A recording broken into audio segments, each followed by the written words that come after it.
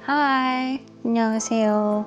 대한민국 여성 최초 윙스터 권혜연 아이비입니다. 제가 얼마 전에 올린 쇼츠가 100만 뷰가 넘어갔더라고요. 100만 뷰라는 게 댓글이 생각보다 엄청 많이 달리더라고요. 그래서 지금 좀 눈팅만 하다가 되게 자주 보이는 질문들이 있어서 그런 질문들하고 또 제가 봤을 때 좀 인상적인 댓글들을 모아서 Q&A 영상을 좀 만들어 봤고요. 제가 살면서 100만 명 이상에게 노출될 일이 있을 거라고는 상상도 못 했는데 시작하기에 앞서서 제가 사랑하는 이 스포츠에 관심을 가져주셔서 정말 감사합니다. 그리고 Q&A 전에 제가 하는 이 스포츠가 정확히 뭔지는 좀 간단히 설명을 드려야 될 것 같아요. 쇼츠에 보셨던 그 영상은 윙슛 베이스라고 하고요. 흔히들 아시는 스카이다이빙하고는 좀 결이 비슷하면서도 다른 분야예요. 스카이다이빙과 베이스 점프의 차이는 저희가 점프하는 장소 그리고 사용하는 장비에 따라 구분되고요.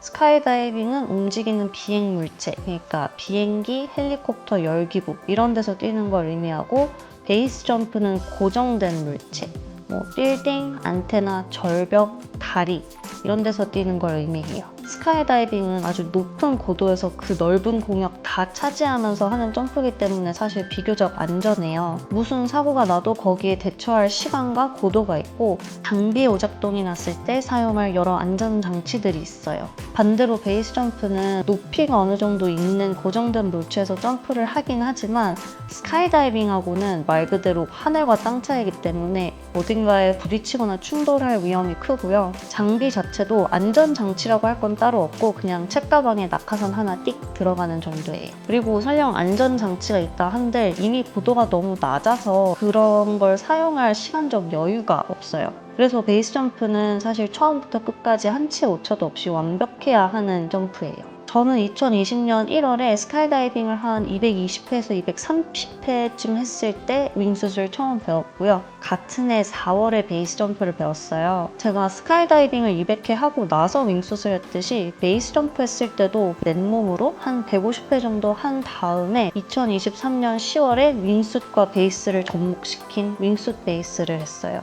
쇼츠에 보신 건 그 당시 영상이에요. 제가 하는 이 스포츠에 대해서는 어느 정도 설명이 된 것 같으니까 바로 Q&A로 들어가 볼게요. 누구? 네, 다시 인사드립니다. 저는 윙슛하는 권혜연 아이비입니다.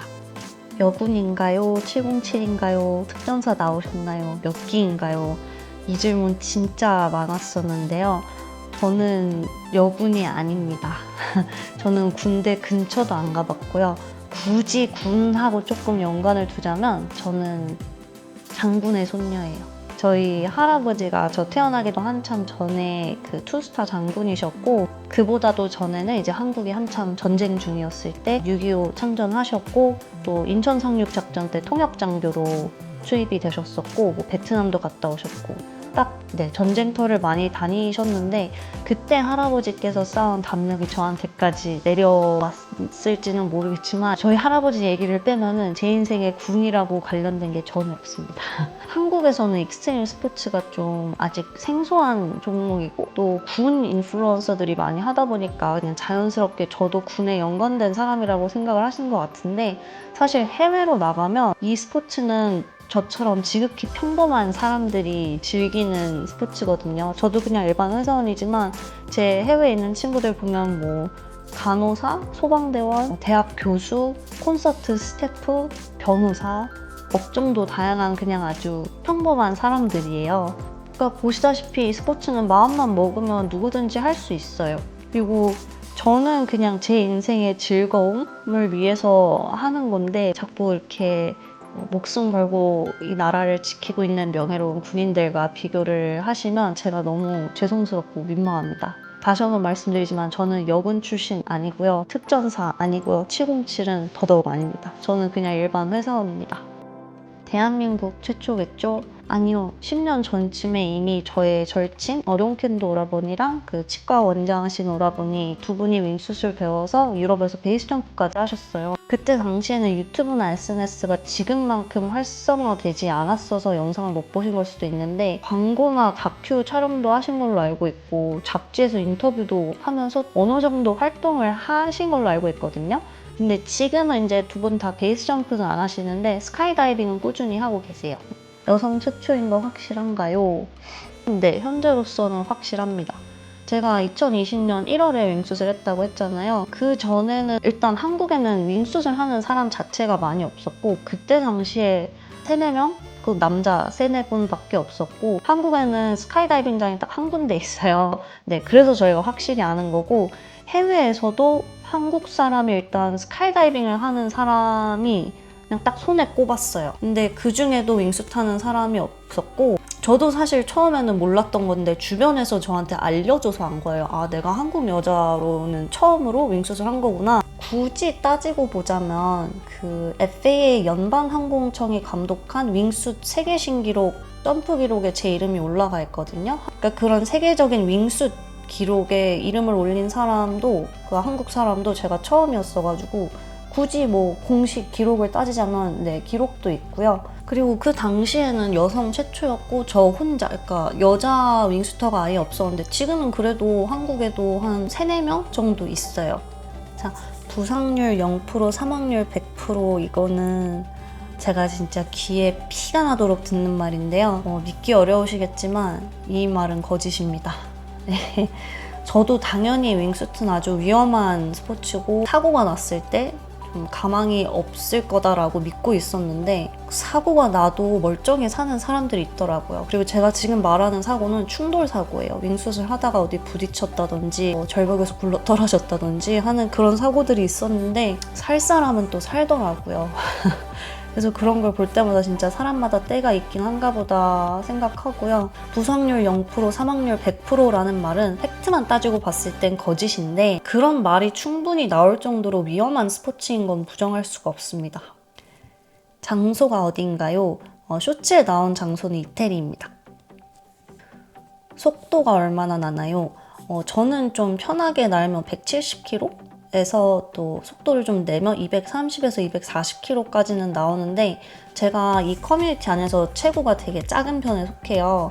그래서 저보다 좀 키도 크고 면적이 넓은 이제 남자들은 물론 기술에 따라 달라지겠지만 정말 잘하는 사람들은 저보다 2배 이상도 속도가 나옵니다. 한국에서도 할 수 있나요?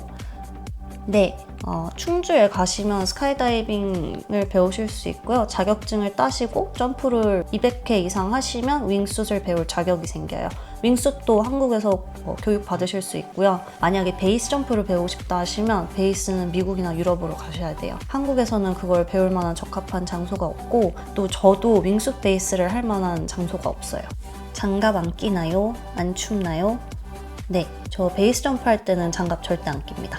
베이스 점프 할 때는 모든 게 딱 완벽하게 세팅이 돼 있어야 되는데 장갑을 끼므로써 약간 손의 감각이 둔해질 수도 있어서 좀 그런 걸리적거리는 요소들은 다 배제를 시키는 편이고요. 그리고 저희가 베이스를 할 때는 고도가 그렇게 높지 않아서 춥지 않아요. 손이 안 시렵습니다.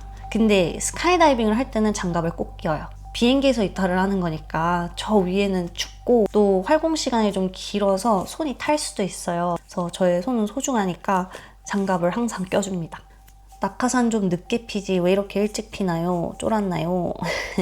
저희는 점프 시작 전에 그 점프 내용에 대해서 되게 구체적으로 의논을 하고 점프를 하거든요. 처음에 점프할 때부터 각도를 어느 각도로 잡을 것인지, 그리고 활공하기 시작하면서는 어느 방향으로 날 것인지, 어느 지점에서부터 턴을 할 것인지, 그리고 어느 지점에서 낙하산 개방을 하고 개방하고 나서는 바람을 어떻게 이용해서 랜딩을 할 것인지, 이런 거를 하나하나 다 구체적으로 의논을 하고 점프를 하는데, 제가 쇼츠에서 너무 일찍 또 너무 높이 개방한 것 같다고 하셨는데 네, 좀 높이 했어요. 저 카메라 플라이어랑 같이 날고 있었거든요. 근데 제가 낮게 필수록 그분은 더 낮게 피게 되고 그럼 위험할 수도 있어서 사전에 어디서 나는 낙하산 개방을 할 거다 라고 딱 정했던 거고요. 그리고 사실 더 가려면 갈 수도 있긴 했어요. 근데 저희가 더 활공을 했으면 착지 지점하고 너무 멀어져서 또 착지할 때 위험이 생길 수도 있어요. 그런 것까지 다 계산을 해서 점프를 하는 거기 때문에 항상 플랜을 정하고 따라줘야 돼요. 영상 어떻게 찍은 거예요? 카메라맨이 더 대단해 보여요. 방금 말씀드렸다시피 그 카메라맨이 같이 있었고요. 그분 이름이 제임스 보이예요. 보시는 것처럼 정말 대단한 사람 맞고요. 전 세계에서 카메라 플라잉을 제일 잘하는 사람이에요. 그 영화, 다큐, 광고 이런 거 촬영도 많이 하셨고 이태리에서 베이스 점프하는 사람들 중에 제임스를 안 거쳐간 사람들도 없을 거예요. 약간 이태리 베이스계 반장 같은 느낌이라서. 근데 제가 그날 제임스랑 같이 뛰었던 거는 무슨 특별한 이벤트나 촬영을 계획해서 한 거 아니고 그냥 마주쳤는데 제가 제임스 나랑 뛸래? 하니까 제임스가 그래 가자 해서 그냥 그렇게 낙하산 없이 착지 가능한가요? 아니요. 죽어요. 근데 저도 막연히 이런 상상을 해본 적은 있거든요. 타이밍을 어떻게 잡으면 낙하산 없이도 착지할 수 있을 것 같은데 물 위에서는 한번 시도해볼 수 있지 않을까? 막 별의별 상상 다 했는데 굳이 그런 도전을 하고 싶진 않아요. 팔이 안 닿으면 어떻게 되나요? 그런 컨디션이 느껴진다면 애초에 안 뛰는 게 맞고요. 그리고 설령 플라잉을 하다가 좀 그런 게 느껴진다 하더라도 제일 중요한 건 낙하산을 피고 안전하게 착지를 하는 거기 때문에 죽이 되든 밥이 되든 낙하산은 펴야 됩니다. 살아야죠. 부산에서 후쿠오카까지 갈 수 있나요?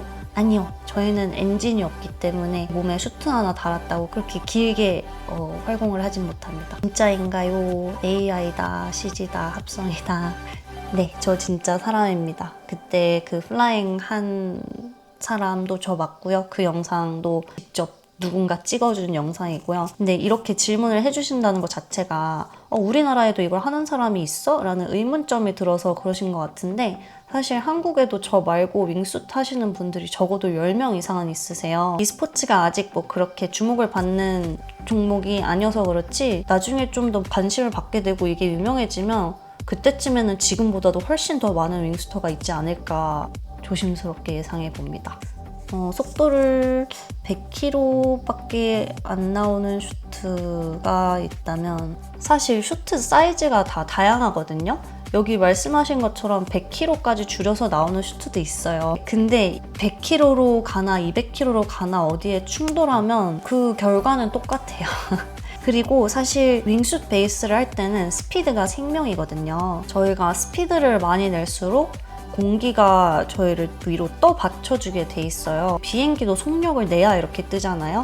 저희도 비슷해요. 속도를 많이 내줘야 그만큼 뜨고 활공 거리가 확보가 돼요. 근데 속도를 잘 내다가 속도를 줄였을 때 그때는 활공 속도보다 하강 속도가 빨라져서 오히려 땅에 추락할 위험이 큽니다. 도대체 이런 걸 왜 하는 거예요? 죽으려고 환장한 건가? 저도 한 번도 제가 이걸 왜 하는 건지 라는 질문에 대한 답을 내려본 적이 없어요. 처음부터 별 생각이 없었거든요. 제가 무슨 나 이거 진짜 하고 싶어, 나는 하늘을 날고 싶어 라는 거창한 계기가 있었던 것도 아니고요. 그냥 나 이거 할 수 있을 것 같은데? 하고 해보니까 진짜 할 수 있더라고요. 물론 처음엔 어려웠지만 그게 갈수록 재밌어지고 편해지고 즐기기 시작하게 된 거죠. 그러니까 이런 걸 왜 하냐는 질문에 대한 답은 좀 간단한 것 같아요. 할 수 있으니까. 전 제가 뭔가를 할 수 있는데 그거를 어느 이유에서든지 못하고 있으면 그 시간이 너무 아까워요. 그러니까 제가 너무 아까워요. 그걸 할 수 있는데 못하고 있는 제 자신이. 근데 물론 윙슛은 극한의 스포츠가 맞아요. 항상 저는 원래 되게 덤벙대는 사람이거든요. 근데 윙슛을 할 때는 뭔가 안전수칙도 하나하나 다 따지고 제 안전도 안전이지만 다른 사람의 안전에도 신경을 쓰면서 그런 모습들이 평소에도 드러나더라고요. 그래서 좀 어떤 상황이 오던 침착하게 받아들일 준비가 돼 있는 것 같아요. 저는 사실 이런 변화가 너무 좋아요. 예전에는 분명 저는 제 자신도 못 믿을 만큼 덤벙댔는데 지금은 뭔가 삶 자체의 퀄리티가 달라진 것 같다 그래야 할까요? 이게 참 아이러니하죠. 까딱하면 진짜 황천길 건널 수 있는데 삶의 퀄리티가 달라졌다니까. 근데 이거 안 해보면 제가 백날 말해도 이해 못 하실 거예요. 이해를 바라지도 않고요. 그나마 조금은 궁금하다 싶으시면 스카이다이빙 체험을 해보시는 걸 추천드립니다. 그것만 해도 생각이 많이 바뀌는 것 같더라고요. 제 주변 사람들을 봤을 때. 제 바람은 앞으로 5년 후에 베이스 점프를 그만두는 거고요. 스카이다이빙은 나중에 뼈에서 새소리 날 때까지 할 거예요. 지금 미국에서는 매 주말마다 이제 80대 어르신들도 나와서 항상 점프를 하시거든요. 그러니까 그만큼 안전한 스포츠고요. 저는 80대까지도 그러니까 베이스 점프는 안 하지만 윙슛은 계속 할 것 같아요. 스카이다이빙 하면서. 이제 제가 모아놓은 질문에 대한 답은 다 한 것 같은데요. 제가 사실 며칠 전에 초등학생들이 읽는 잡지, 그 잡지사에서 인터뷰 요청이 와가지고 익스트림 스포츠에 대한 뭐 인터뷰랑 뭐 그 친구들에게 해줄 조언 뭐 이런 되게 재밌는 대화가 오고 가는 인터뷰를 했는데 그동안은 뭔가 한국에서 특히 되게 주목받지 못하는 스포츠고 설령 이게 좀 관심을 받기 시작하더라도 좋은 소리 한 번 못 들어봤는데 이렇게 좋은 취지로 먼저 인터뷰 요청이 와가지고 되게 감회가 새롭고 기분이 좋더라고요. 물론 초딩 맘들이 그렇게 좋아할 만한 토픽은 아닐 수 있지만 저는 되게 뿌듯했어요. 그리고 지금 이 쇼츠 하나가 이렇게 떡상했다는 것도 누군가는 관심을 갖고 앞으로 지켜볼 거라는 거니까 앞으로도 더 조심해야겠다는 생각을 해요. 그냥 제 기록들을 남기려고 시작한 채널인데 저를 응원해 주시고 진심으로 걱정돼서 해주시는 그 당부의 말씀도 다 정말 감사합니다. 앞으로도 걱정하시는 일 없게 안전하게 안정적으로 즐겁게 점프할 거고요. 또 그러면서 재밌는 콘텐츠 계속 업로드 할 테니까 그 과정을 또 같이 지켜봐 주시면 정말 감사하겠습니다. 그럼 이번 주말 잘 보내시고요. 저는 그만 물러나겠습니다. See ya!